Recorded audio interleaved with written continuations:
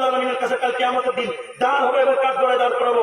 আল্লাহ তোমার আওয়াজকে দিয়ে এই মুসলমানের ছেলেপেলেদেরকে আমি বলেছিলাম, হাজারবার বলেছিলাম, বারবার বলছিলাম, আঙ্গুল তুলে বলছিলাম, রেগে রেগে বলছিলাম, ঠান্ডা ভাবে বলছিলাম, ইমোশনাল বলছিলাম, কিন্তু তারপরে আর কথা শুনিনি। 15 মিনিট সময় না দিয়ে দিনের কথা না শুনে এরা চটচট করে উঠে পালিয়েছিল।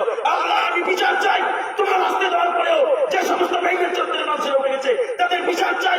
কেন উঠে গেল ঈদের মাঠ থেকে? 15 মিনিট সময় চেয়েছি, 8টা এখনো বাজেনি, কেন উঠে গেল? কেউ অধিকার দিল উঠে যাওয়ার? ছেলে খেলা পেয়েছে নাকি? শ্বশুর বাড়ি পেয়েছে, ঢুকে গেল, বের হয়ে গেল। শ্বশুর বাড়ি পেয়েছে না খারাপ কথা বলেছি, না কাউকে গালি দিয়েছি, না কাউকে মন্দ কথা বলছি, কেন বের হবে ঈদের মাঠ থেকে? আমি 1টা পর্যন্ত সময় চেয়েছি, তার আগেই শেষ করতে চেয়েছি, আপনি 7 মিনিট সময় নিয়ে ঈদের মাঠ থেকে বের হয়ে যাচ্ছেন। আশ্চর্য ব্যাপার। ইমান বলে কিছু নেই, ইমান বলে কিছু নেই। মুসলমান বোঝেন না আপনি, খাতনা করেননি আপনি, গরুর মাংস খাননি আপনি, লা ইলাহা ইল্লাল্লাহ পড়েননি আপনি, রোজা করেননি আপনি, সালাত কায়েম করেননি আপনি, ঈদের মাসে নামাজ পড়লেন না আপনি, তারপর আপনি একটা আলেমের কথা উপেক্ষা করে উঠে যাচ্ছেন ঈদের মাঠ থেকে।